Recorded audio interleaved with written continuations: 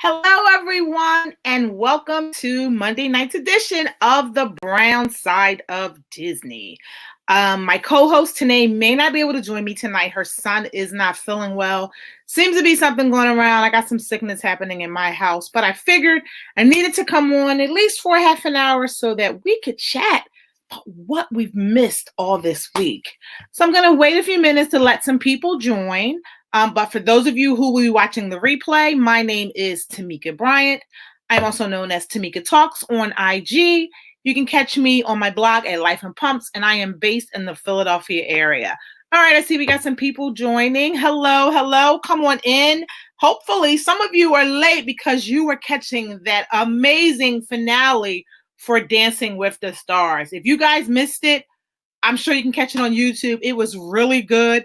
And better yet, while you're getting on, if you have not taken the time to vote for Kel Mitchell, do so now. It's text 21523 is the number, and you text Kel, and then basically that's how you vote for him. He did an amazing performance today, which was High School Musical. I couldn't even get it out. He did a replay of his High School Musical, which I believe they did in week 5. And he killed it. Totally killed it. So hopefully you guys caught that season finale. That's why I was late, because I was catching it. Oh, she said she missed it. You've got to catch it. When I tell you that Kel has come such a long way. So it's Kel Mitchell and Whitney. And in the beginning, he was in the bottom 2 at one point. And I love how he talks about how he uses that setback to propel his come up. And he did a great job. And to just see the way he has embraced this, and he's made this dance as his own. He's moving his body in ways that he didn't even think he could. And I love how every night when he performs, he always kind of gives a pointer to his daughter. There's a little daughter that's there in the audience, and she's always excited to see him. You can see she's all laughing and giggling. But Kel killed it. I hope he wins. I told you guys before, I generally watch it in the beginning. I watch the Disney presentation, and then I'll watch it again toward the end, just depending on who's in it. And so I watched last week, and I saw that he killed it again. This week, he got a perfect score. So if you guys have not voted for him, don't forget, I'm actually going to remind you right now, 21523, or I believe you can go to abctv.com and cast your vote. So definitely make certain that you guys do that. Kel, I'm telling you, he did an amazing job. And then it was so funny because, I've been watching all of Disney Plus. Yes, I've been totally binging on everything that I could binge on. And I'm so happy, actually, when I think about it, that, it's back, that they have it, and that I went back to Verizon because, of course, not just because I got that 1 year free. Yes, it does make a difference, but I'm not even going to lie, my coverage has just been amazing. So in places that I wouldn't be able to watch it previously, now I'm able to watch it with no problems. I'm always in the car, so literally while I'm waiting for a kid or at a game, I've been watching shows. And last week, I watched High School Musical, so it was just so fitting that that's what his performance was today. And then I've been kind of watching the High School Musical series with my daughter, and we've been talking about it. So to see Kel basically come out, and he really broke out of his shell, because not that he's shy, but I think that people are intimidated sometimes by dances that you don't generally do. Most people aren't ballroom dancers, and they haven't been trained. So for them, to participate in this was definitely stepping out of their comfort zone. And he talks about that all the time. He did that and he didn't care. And I'm telling you guys, I hope that he wins. So remind everybody to vote for him, because my understanding is this week, even though he got a perfect score of the 30, it's basically going to be the audience who determines whether or not he kind of moves on to the next level. So let's hope he does. He stays in it. And, this is the finale. I don't think it comes on next Monday because of the holiday. I'm not actually sure when it comes back, but when I find out, I will let you guys know. So hopefully you guys can be watching it. And then before I log on that Monday, we can talk about all of the performers. And it's some pretty good competition. So we'll see what happens. So I feel like whoever wins, you can't go wrong with it. But let's see. So the other thing I wanted to see if you guys seen that now there is a network, cabletv.com, basically is looking for a Star Wars craze fan who can help them generate excitement over the release of the next big films this winter. And they want you to give them a new perspective and opinions on the 42-year saga with your unique insights and expertise. So the deadline to apply is going to be December 11th. So if you know a Star Wars junkie, tell them they might need to check this out. So I will make sure that I post the link. I'm actually going to post it to my blog at Life and Pumps. And once I do that, I'll go back to this video and I'll link it so that you guys will be able to see it and check it out. But I feel like for anyone who's a Star Wars fan, it's a win-win. You get $1,000 and you get to just watch all your shows and give your opinion, which I think is really important because oftentimes, we all give our opinions on these shows, but we don't know that they're listening. So I think that makes a total difference. So definitely spread the word on that. The other thing is, I don't know if you guys have heard, 50 Cent has a new show. Wait. She said, what? Star Wars crazy fan? Yes, I was really surprised. Literally, it just came in my inbox maybe an hour and a half ago. And I guess it's, they're all kind of just going in sequence. There was a Disney fan, then they were looking for the Hallmark movie fan. So I guess it just only made sense to find a Star Wars craze fan. They're going to have a very hard time in deciding who to pick, I am certain.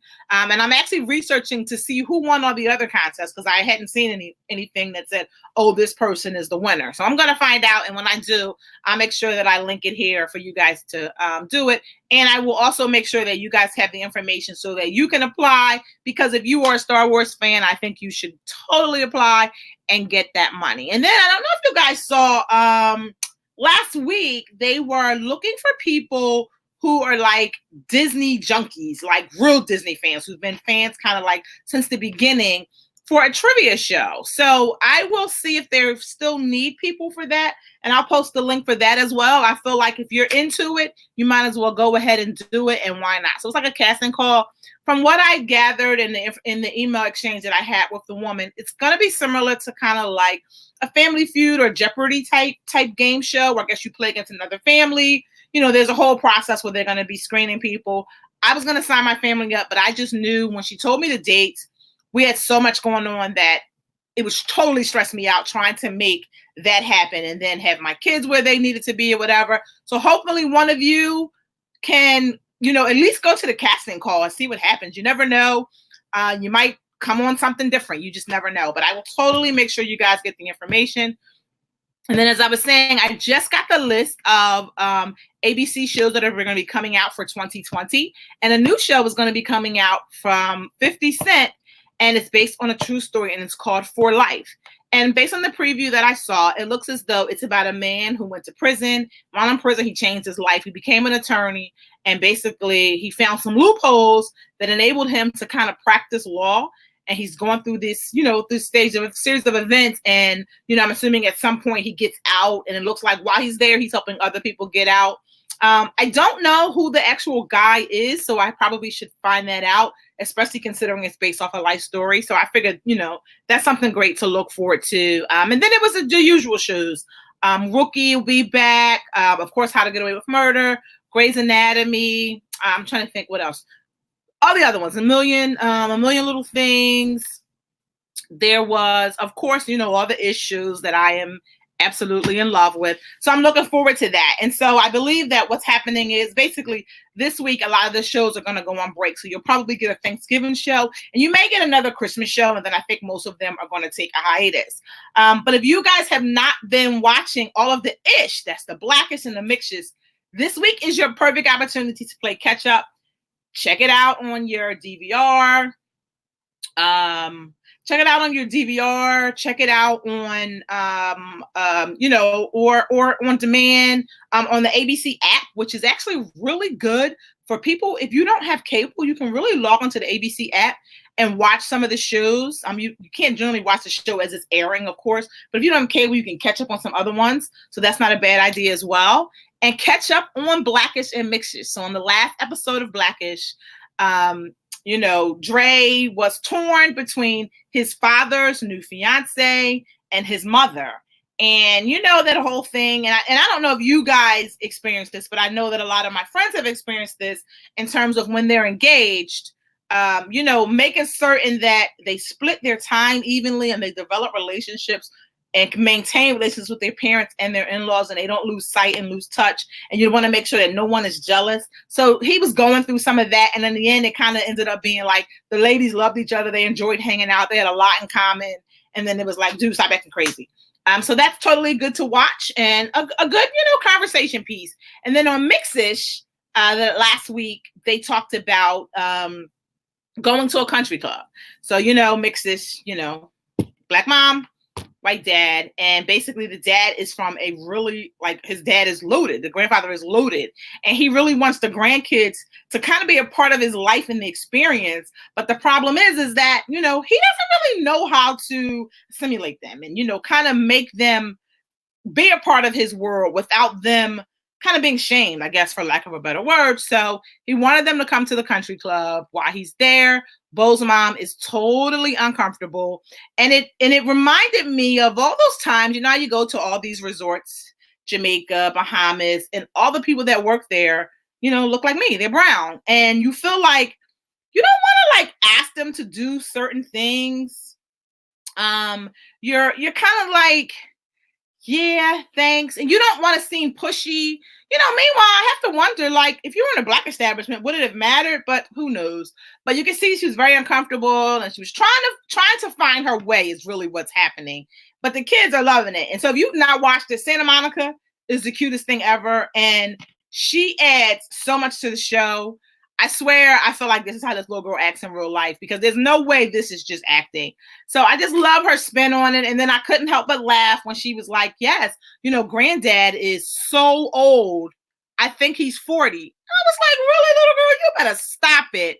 But she's great. So totally use this week if you have not seen it to catch up, get in the know. It's a great show. Some of the episodes are a little slow. I'm not going to lie. So there's some people who are like, yeah, no, I'm not into it. But I believe if we don't watch it and we don't talk about it and support it, it can't get any better to know that we want to see these shows.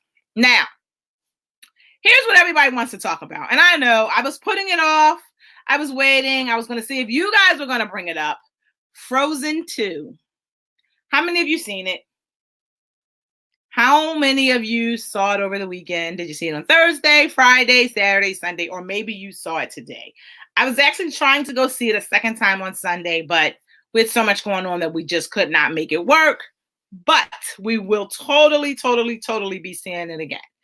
So look, she is saying that she saw Santa Monica at D23 and that she does act like that in real life. I believe it because there's no way that this is an act. I mean, literally, everything she says is with an attitude or it's so real. It's as though the cameras just happen to be there. If this was a conversation she was having, this is what she would be doing. So I love her. I feel like she makes this show. The other thing is, I often wonder, if she was my kid, would I be angry at her and kind of want to yoke her up? You better stop talking to me like that.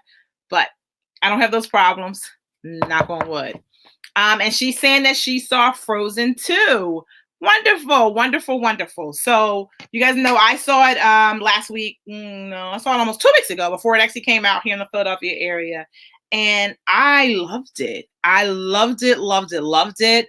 I've been talking to a few people about it. And I think the one thing that I love most is that I love the power of sisterhood that is shown throughout this movie. I mean, clearly, I don't know how many sisters really would remain that tight after all the things that the two of them deal with and they go through, but they're tackling it and they stay together and they keep showing just the bonds that they have and how they can't be broken. No man is going to break them. No storm is going to break them. Nothing evil is going to break them. So I love how they keep bringing that back. And I think for young people, it's important that they see that and they see that that's important because I think that is a trait that we have to teach them while they're young. So my son and my daughter know that no matter what's going on in the world, the two of you are it. It is you up against the world. And you guys always have to have each other's back.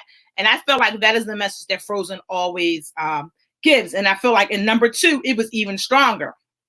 But then I loved the role that Sterling K. Brown played in it. Now, I'm not going to give any spoilers because even though I said I was, I'm not going to give any spoilers because I'm sure some of you probably have not seen it yet. If your weekend was busy, or depending on where you are, you may not have been able to get a ticket because I saw that it was like the highest grossing Disney movie yet. So I wouldn't be surprised if you tried to get a ticket and could not get a ticket. But what I want to say is that I love the role he played, because I feel like in the first one, Anna and Elsa, Sven and Olaf, they played probably a big role, but none of the other people the villagers or any of them kind of played, they were there, but their roles were, I don't want to say they were insignificant, they just weren't strong. But I feel like in this particular one, a lot of people had stronger roles.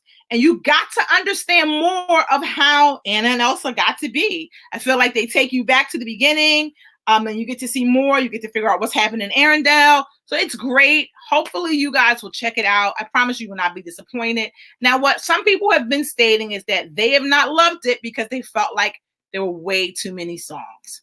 Well, what you have to understand is, think about it.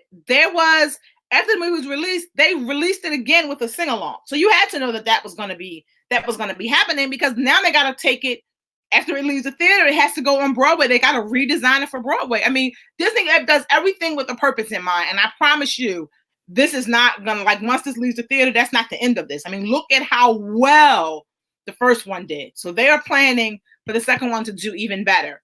And I see that she's saying that basically Disneyland's Anna and Elsa had the new outfit on Thursday, so it spoiled the ending for me. Yeah, I can't believe they would do that. Wow. Because I want to say, even in the Disney store in New York, I was there. You know what? I'm thinking about that. I was in the Disney store in New York before the weekend. So I was there on Thursday. And so we were in the store, we're looking at all the stuff. And of course, they have an amazing Frozen 2 section. Like, anything you could think of, they had a cute little Olaf. I mean, they had so much stuff there. And I want to say that the big statues they had in the middle of Anna and Elsa did have on their new outfits. I'm just thinking about that. And definitely they should have waited and unveiled that after the movie release. I thought it would have been a really cute idea to have a whole movie type party and invite everyone in, maybe do a watch party for the first one and then unveil it. I don't know. I guess they weren't thinking, and they were like, it didn't matter at that point. People were going to see it. But I'm loving Elsa's new dress. Loving it. I feel like, in episode, in number 2, she's grown up.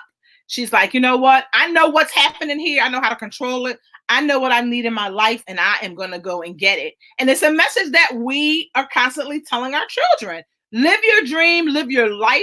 If it's something that you see you want, go and get it. I'm telling you, I'm all about trying to catch the themes in movies. And I feel like Disney does a really, really good job of bringing that to you, just to give it to you, something to think about.